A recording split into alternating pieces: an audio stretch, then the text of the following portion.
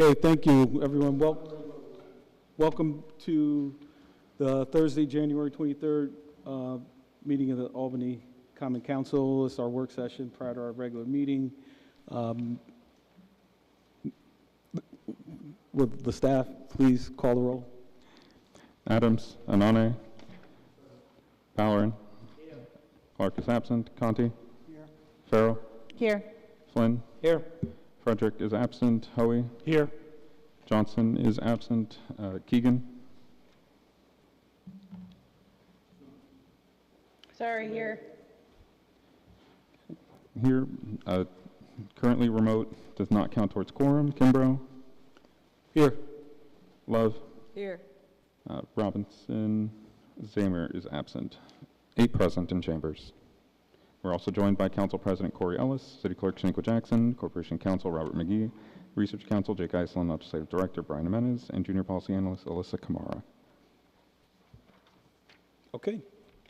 All right. I'll get right into the agenda for approval of minutes for a previous meeting. I'll be offering the January 6th meeting minutes. We have no local laws that we're dealing with on the agenda, so the next in the list is consideration of vetoes. We received that veto of ordinance 279124 from the mayor on January 21st. What we'll do is during the meeting, we'll have Ms. Jackson read that, and just to recognize that. In terms of dealing with it and deciding whether to override or not, we're going to take that up at our first meeting in February. So they'll allow for some discussion among the members before we proceed with that. There's that.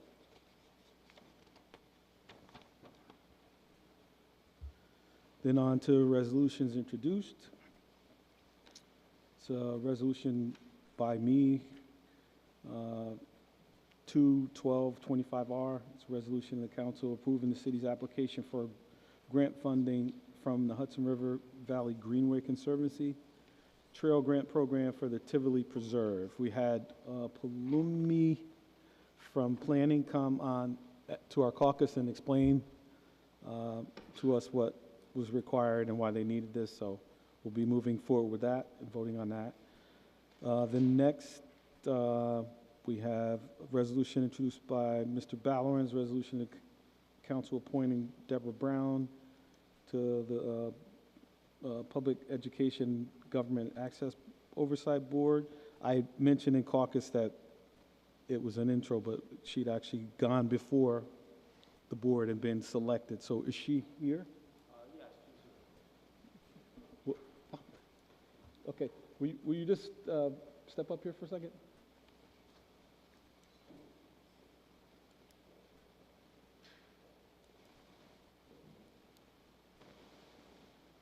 Yeah, either side.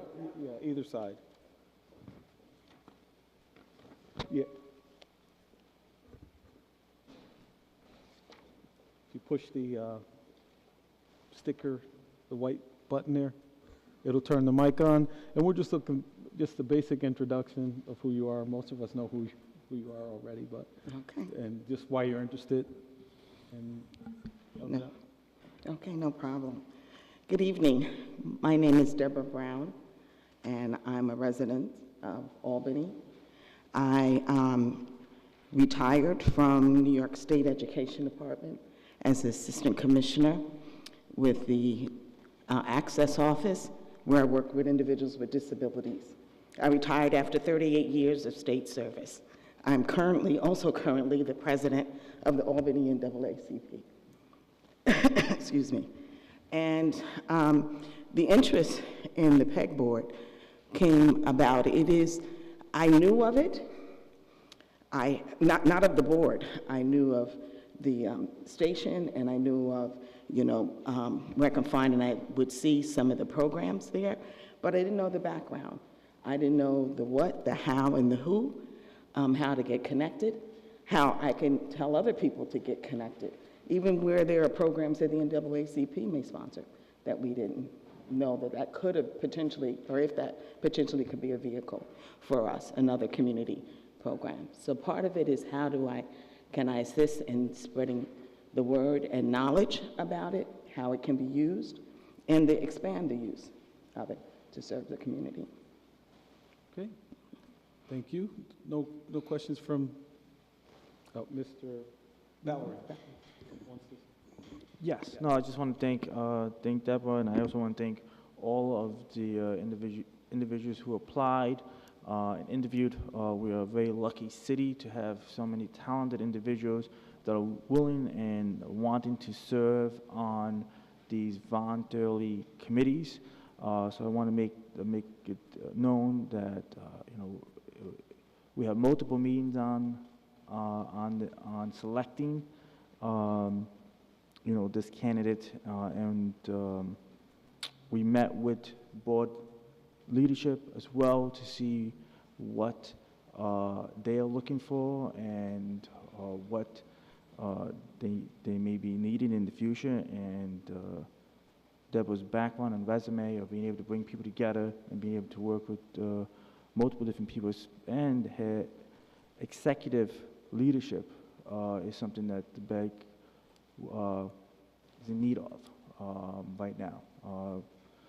PEG is going through some transitional issues themselves, as well as maybe looking for some additional leadership roles, individuals. So Mrs. Brown's resume highlighted all of those needs, and we're very lucky and thankful for your willingness to serve on the board.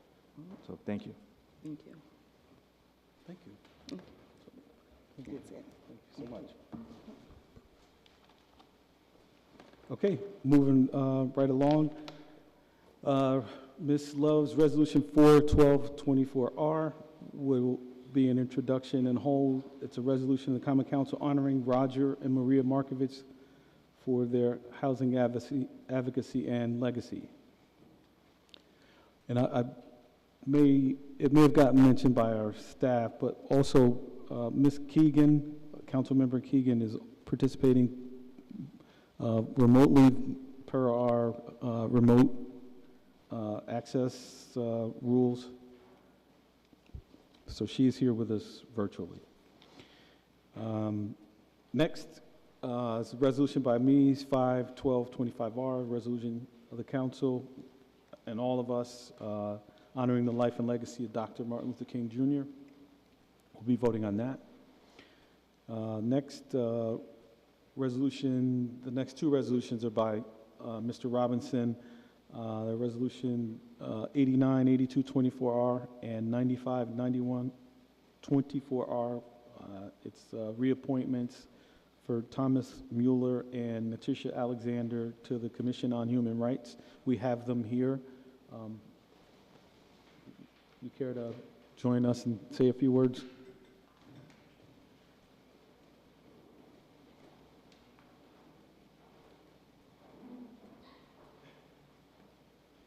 Just join us to talk about the work and any other information you care to impart. Go ahead. Absolutely. Oh, I guess we're set. Thank you. Thank you. Thank you. Good evening, council members. My name is Thomas Mueller, and I'm currently serving as the chair of the Commission on Human Rights for the City of Albany. Natisha Alexander, and I'm currently the co-chair of our Investigations Committee, subcommittee. First and foremost, I'd like to thank you for the opportunity that's been afforded to both of us over the past few years. Serving on the Commission for Human Rights has truly been an eye-opening experience. Over the past few years, we have made some significant strides in promoting equity, diversity, and inclusion throughout the city.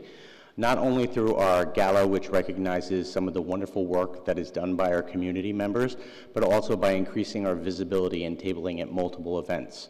We're also in the process of developing partnerships and looking at the specific legislation and how data is collected for the Equity Agenda Report, which we have made significant strides on this year, and we were very proud that we were able to get it into you in a timely manner. I'd also like to thank specifically Commissioner Anne-Marie Salmon, who has done a wonderful job supporting us, as well as Executive Assistant Autumn Thorman, and all of the city staff that has been so accommodating and supportive. We are currently looking for some new members, which we're hoping we will get soon, since somebody stole one of our commissioners. But we are very proud of the work that we have been doing. We're looking at continuing developing partnerships with other organizations throughout the city and continuing to do great work in the coming months. And I think the only thing that I would add to what Tom said is that one of the things that we're doing with the Investigations Committee in particular is we're looking to get some training for how we conduct investigations and how we are to move forward with investigations. That is something that we're lacking in knowledge across the board just on the commission, and we don't have that guidance with the legislation as it is written. Okay, any members have questions? I just want to thank you guys for your visibility, because that is key. You're at a lot of parades, you're at events, and I think that's one of your biggest attributes, is getting your name out there to the community so they can get a hold of you. Mr. Conti? Thanks, and congratulations. I've worked with both Tom and Natisha during my time, and I'm really enthusiastic that they're going to continue on the commission for an additional period.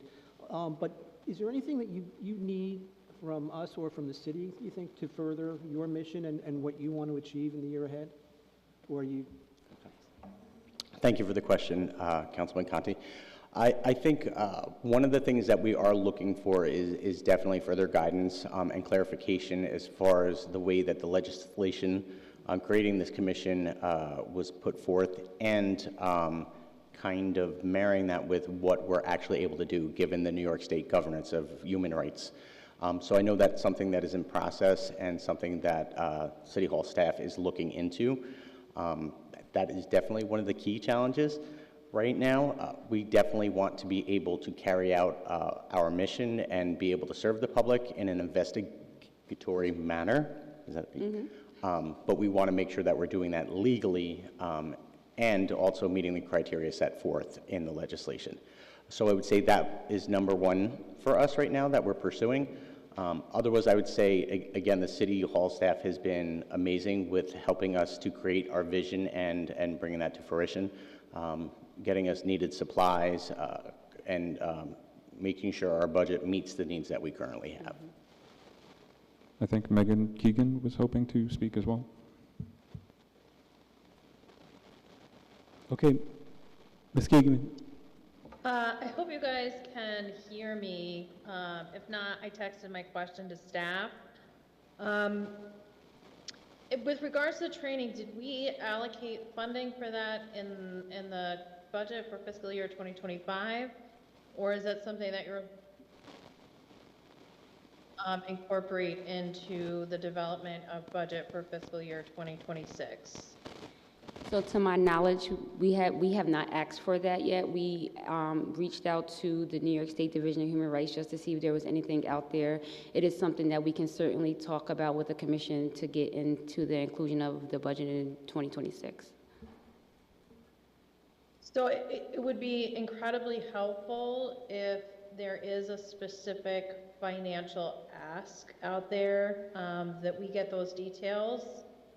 So that we can put that in for our budget requests for the upcoming fiscal year. But I really appreciate the feedback from you folks. And I also very much appreciate the work that you're doing on behalf of the city. Thank you. Ms. Farrell?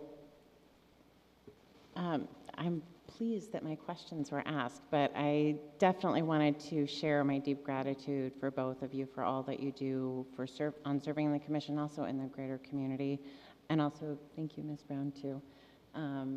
We are so fortunate to get people who are willing to come and step up into these roles that are incredibly important, particularly the Human Rights Commission. So thank you so much for the work that you're doing, and also for the additional work that you hope to do going through the process. We are absolutely willing partners on any way we can support you, so please don't hesitate to reach out to any member. And thank you for sharing Richard with us. Yes. Okay, thank you. Thank you for your time. Okay, I'm gonna just jump back to the resolutions introduced. We have an item to be added by majority consent. It's Resolution 6-1225R. It's a resolution of the council requesting that the South End Connector be designated a Hudson River Valley Greenway Trail. Palumi from planning, when she was here on at our caucus, mentioned that as a part of when she was talking about the Tivoli Preserve plan up there. So, we have the Corporation Counsel here. I don't know if anyone had questions, if he would have information for us for that. But Palumi, she was pretty clear on the ask. It's just designated Hudson River Greenway Trail. Mr. Hoey. Yeah, I think it's important to mention, too, that the application has to be in by the end of the month. The 30th, right. That was the why. deadline, and that's why we're doing the MC. We're not going to have another meeting prior to the required submittal time. So any questions, comments? Okay, so that was Mr. Johnson's, but I'll add it and I'll move it for him, Mr. President. Okay.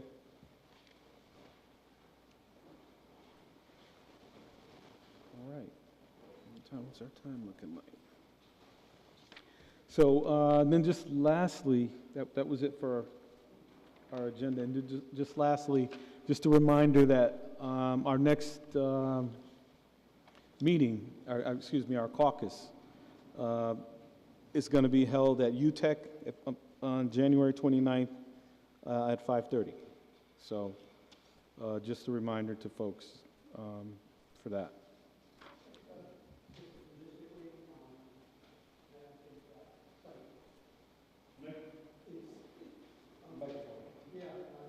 I've just had some logistic questions because I haven't been to that site. No, if others have it. It's on the campus, so it's hopefully you'll be able to find. But there's parking there that can accommodate us as well as. Yeah, there is. I believe there is parking in front of the facility. All right, and I assume because the State of the City message is going to be there later, there'll be a lot of other people coming afterwards who will be parking. So. I'm sorry, I didn't catch that. What was? Since it's the site of the State of the City message later, I assume that there'll be a number of other people coming for that after so they will be able to accommodate everyone. Yeah, that'd be Yeah. correct. Yeah, and remember, it's a closed event, so. Yeah, I just So want to get it's- lost going around that campus trying to find Mr. something. Mr. Hoey. Yeah, I do work there, Richard, just to let you know. Yeah. There is signs off the ring road saying E-Tech. So if you're coming in from the highway, you're going to drive up. There's a traffic light where the buses go, which is relatively new. You keep going, and you'll see there's like a U-turn, but there'll be a sign there, and it says E-Tech. What I'll try to do is get a picture of it, and I'll send it out so people Okay. can know exactly where they got to turn. Okay. Thank you. And before our last meeting, I was talking about a potential cost to the council.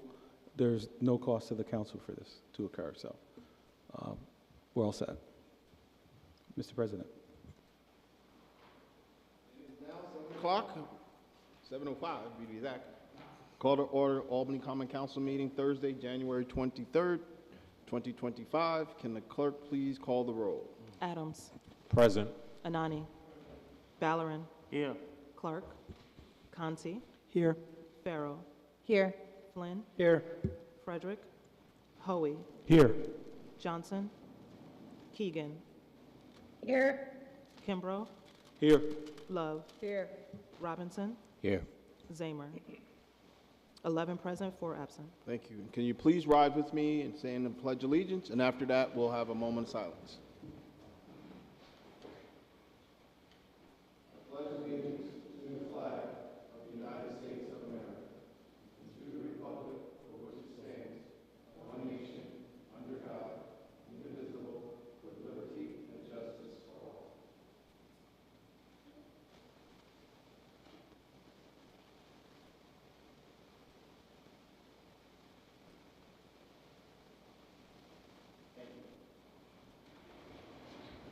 Now we move on to our agenda, public comment period hearing. During the public comment period, you have 5 minutes to speak on any issue, or topic, or subject you wish to speak upon. When you come to the table, please state your name and address for the record. There will be a green light, and then there'll be a yellow light when you have 1 minute remaining, and a red light means conclude your comments. At that time, the council members cannot answer any of your questions or comment to any of your questions. If they fail to do so, if they wish to do so, sorry, they will do so at a later point in the agenda. So with that being said, can the clerk please call the first speaker? The first speaker should be joining us remotely, Linda Bolton. Linda Bolton, is she on? Okay. So I guess Lynn, oh, she's not. Okay. I'm going to move on to the in-person. Yep. Mary Carter. I don't see her either. I don't see her. Okay, move on. Keith Irish.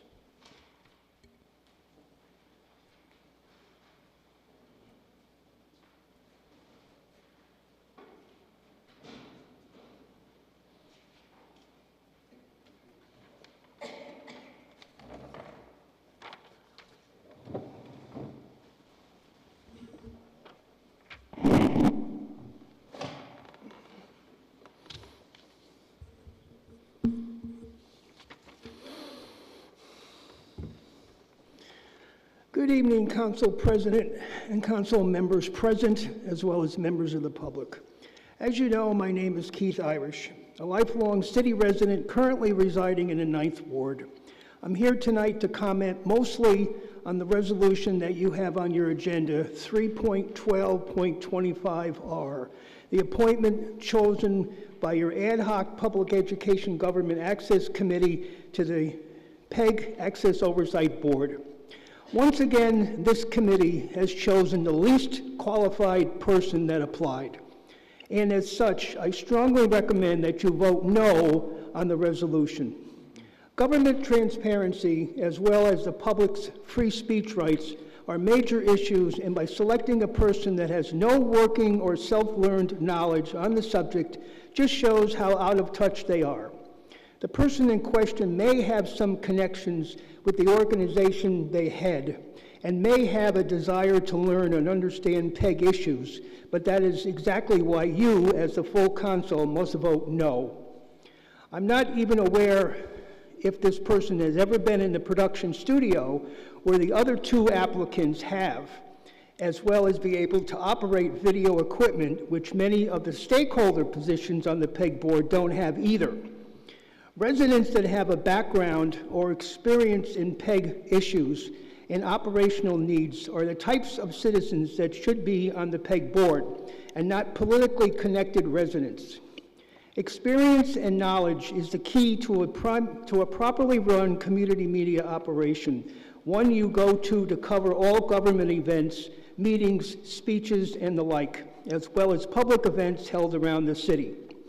The current makeup of the entire PEG board has openings not otherwise filled, and as I've stated before, needs to have dead weight and no longer needed positions as part of its makeup removed to make a smaller, leaner, purpose-driven PEG board. We all have a vision of Albany's future. As one mayor candidate put it, change can't wait. And another put it, I believe in a future in Albany that reflects to some of us and not just for some of us. Also, the current part-time studio coordinator has 5 other priorities than operating the production studio, and even has little required knowledge, and it shows when programs are recorded in the studio, and still, unfortunately, are forwarded to Schenectady to get scheduled. That's another issue that needs to be addressed sooner than later. This position needs to be full-time with an additional 3 full-time staffing.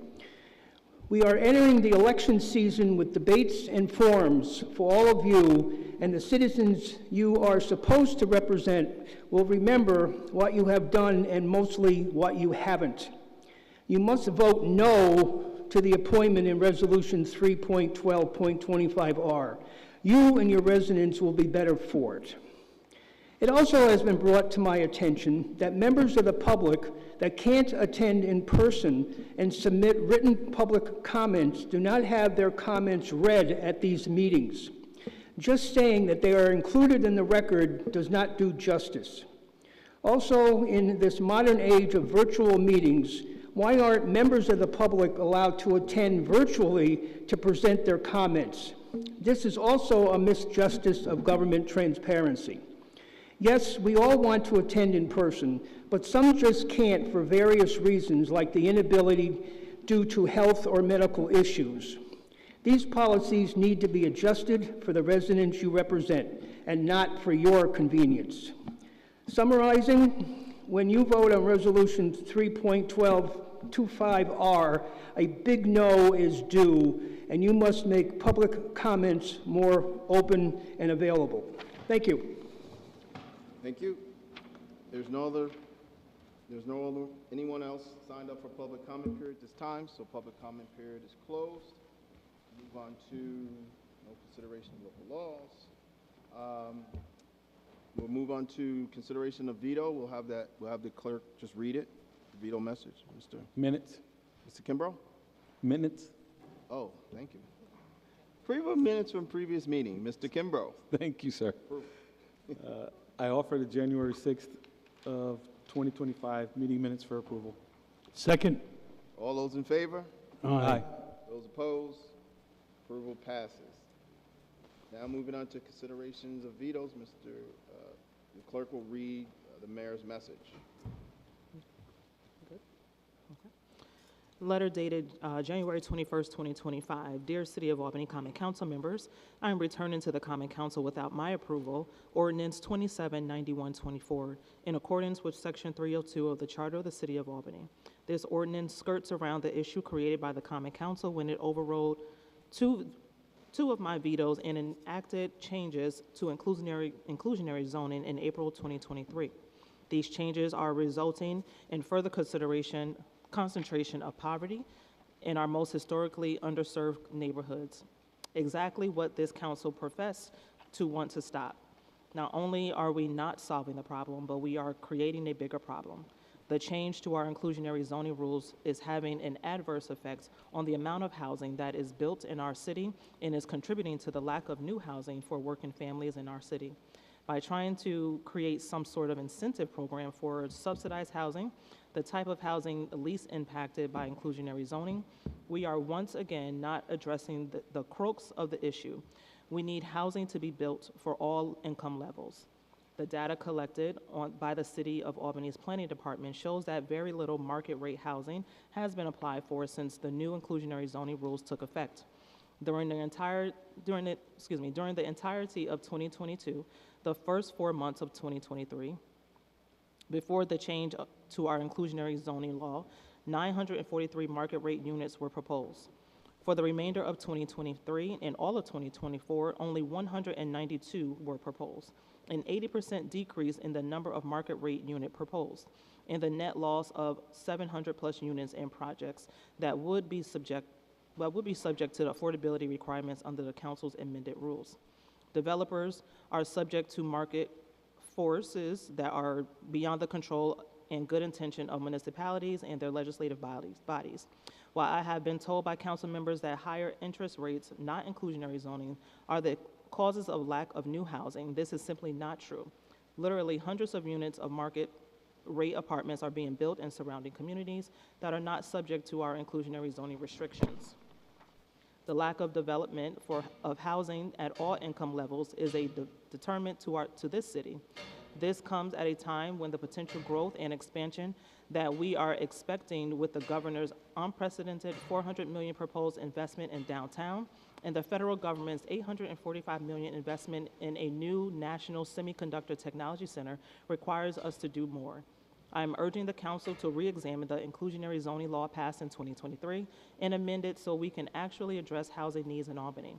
Until then, I cannot in good conscience support legislation that will have no positive impact on righting the wrongs created by the new inclusionary zoning legislation the Common Council enacted. Sincerely, Kathy M. Sheehan, Mayor of the City of Albany.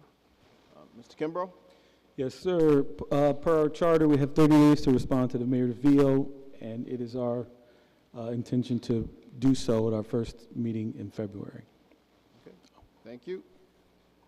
Reports of standing committees. None? Okay, moving right along. Considerations of ordinances. So considerations of resolutions. Mr. Kimbrough. Yes, sir. Thank you, Mr. President. I noticed Resolution 2-1225R and ask for its introduction and passage. Can the clerk please read the resolution? A resolution of the Common Council approving the city's application for grant funding form, the Hudson River Valley Greenway Conservancy Trail Grant Program for the Tivoli Preserve. Discussion on this resolution. Seeing none, can the clerk please call the roll? Adams. Yes. Anani. Yes. Valorant. Yes. Conti. Yes, co-sponsor. Farrell. Yes, co-sponsor, please. Flynn. Yes, co-sponsor. Hoey. Yes, co-sponsor, please. Keegan. Yes, co-sponsor, please. Kimbrough. Yes. Love. Yes, co-sponsor, please. Robinson. Yes, co-sponsor, please. 11 in affirmative.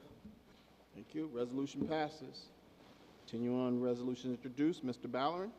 Thank you, Mr. President. I ask for Resolution 3-1225R to be moved forward for a vote today. Thank you. Can the clerk please read the resolution?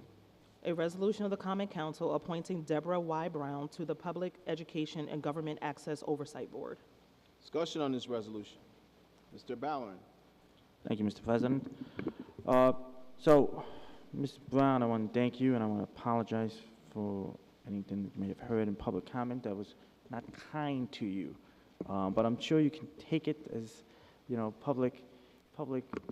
any public position you take where it's a board, sometimes you don't have kindness shared to you. But I just want to share that with you. I also want to make it clear for the public and for the members.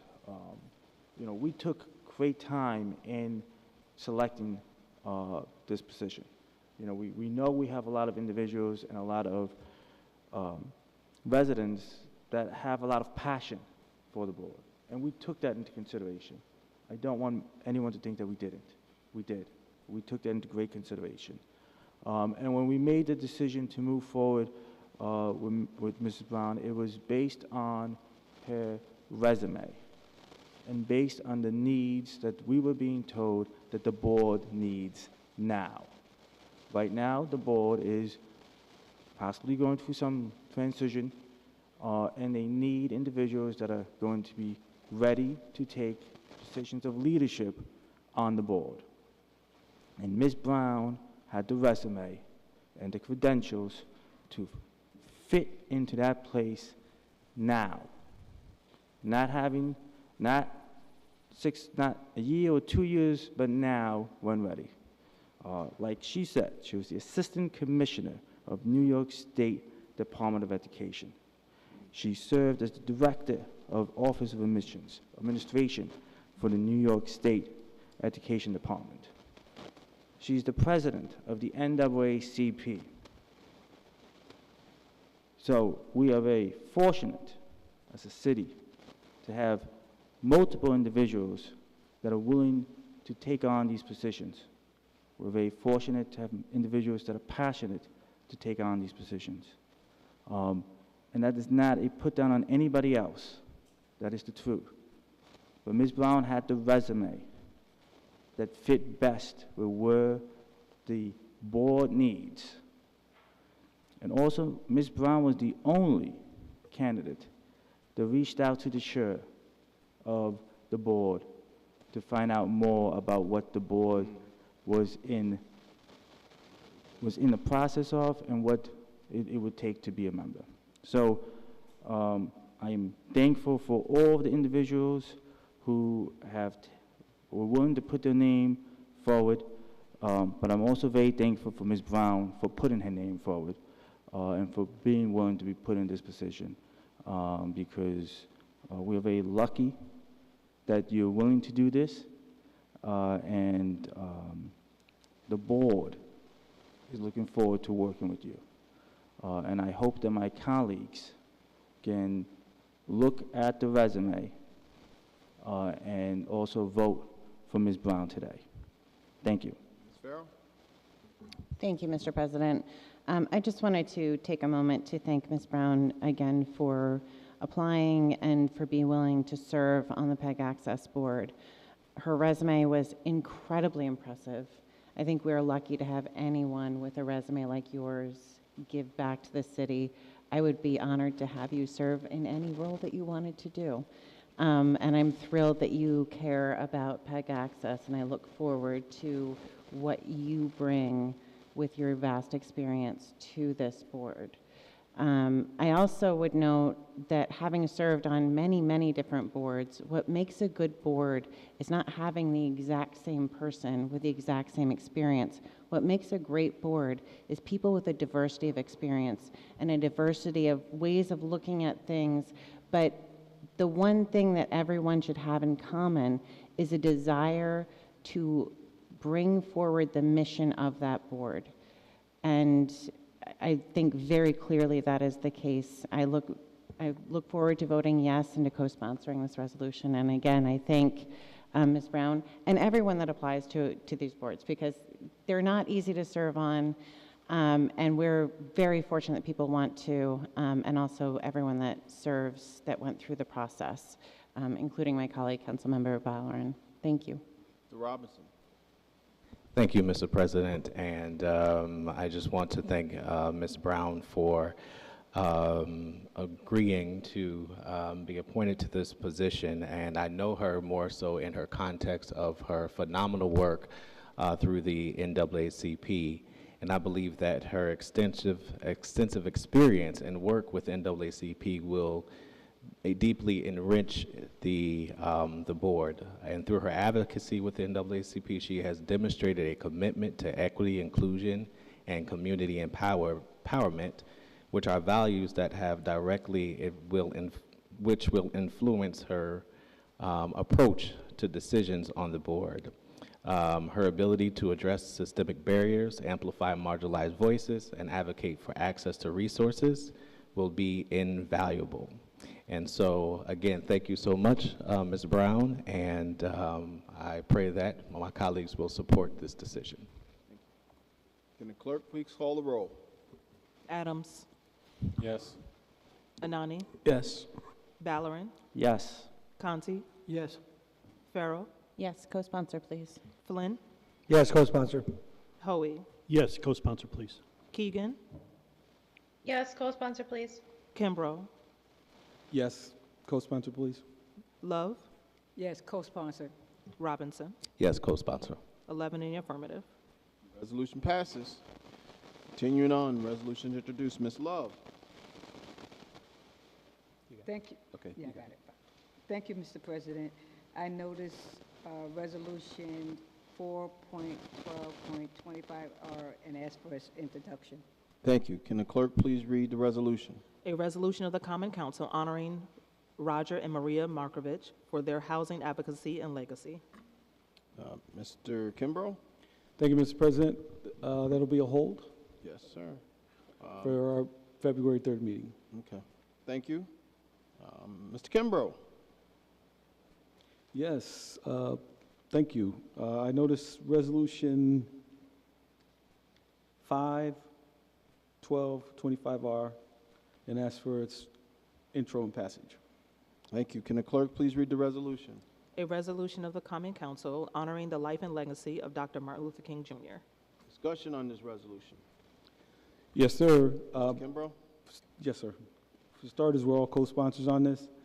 It's my honor to present this resolution commemorating the life and legacy of Dr. King, especially in view of everything going on in Washington now. That man out there is trying to tear down just about everything Dr. King built and stood for.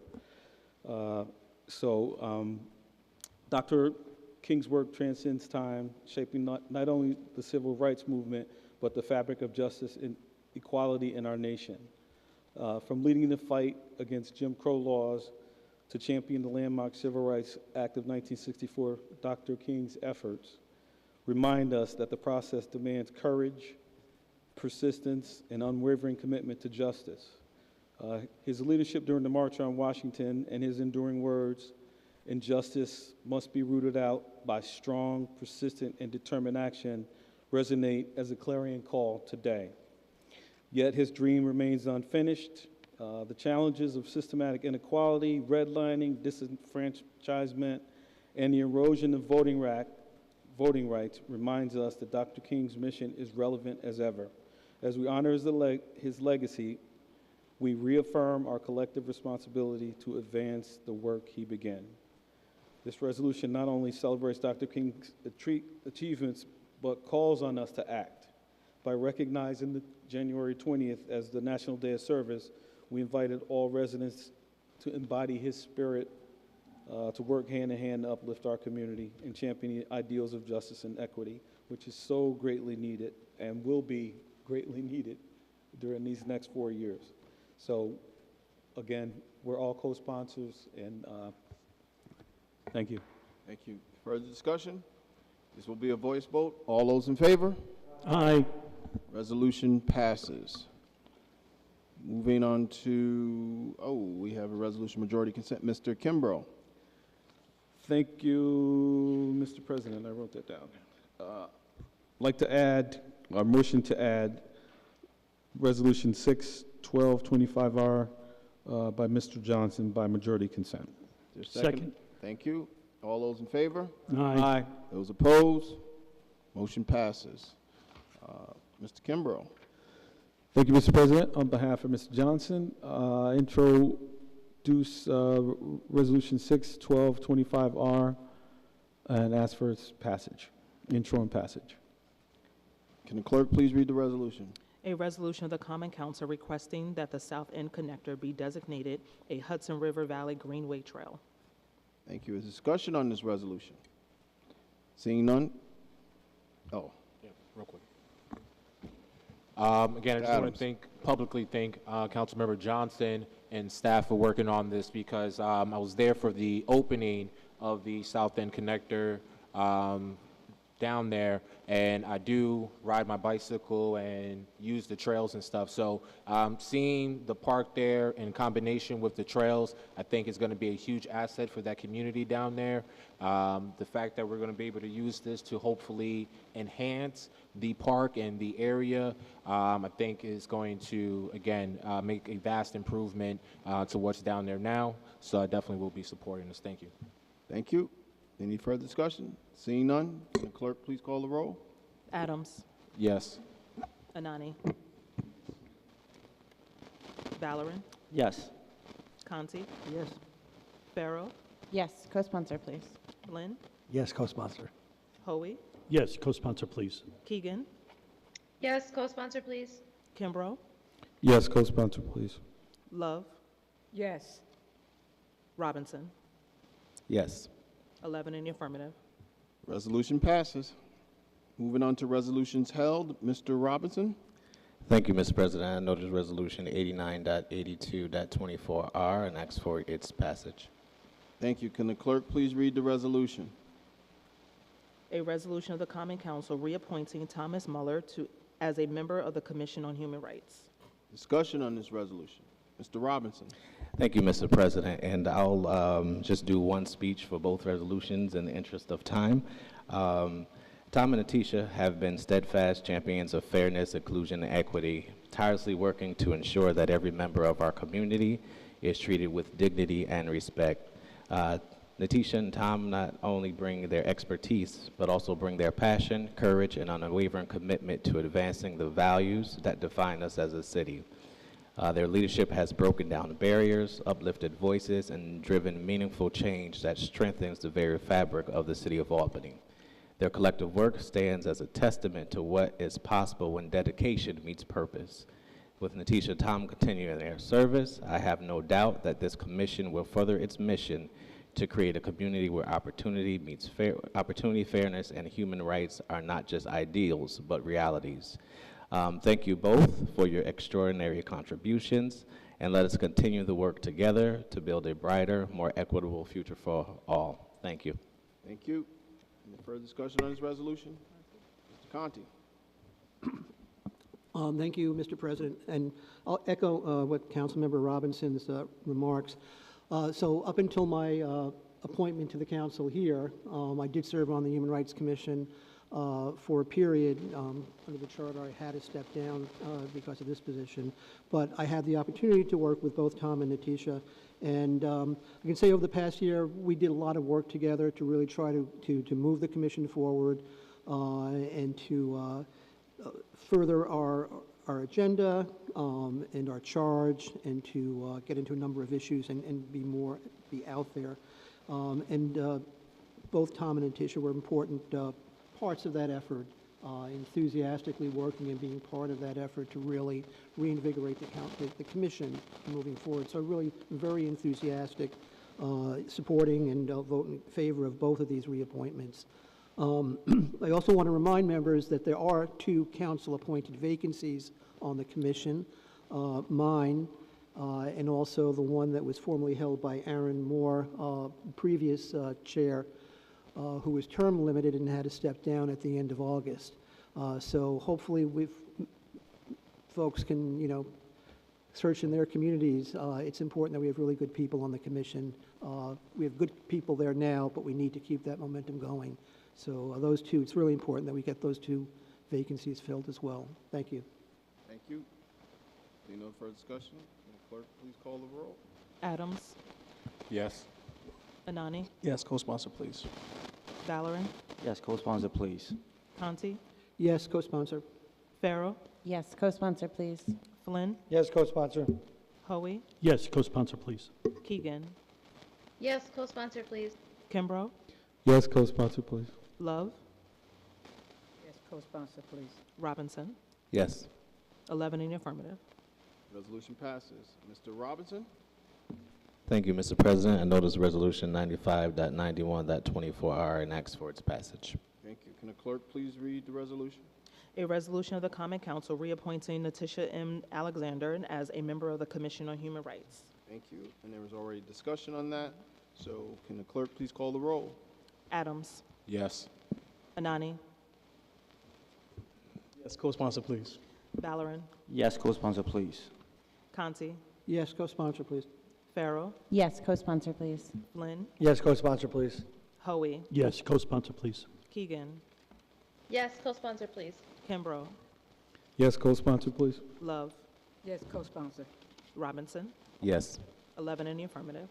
Resolution passes. Is there any miscellaneous or unfinished business?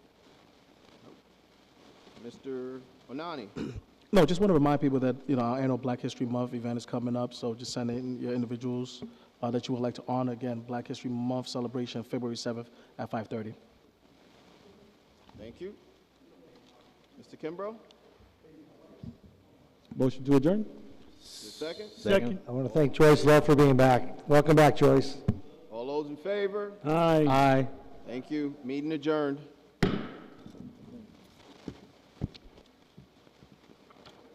Joyce Love is back.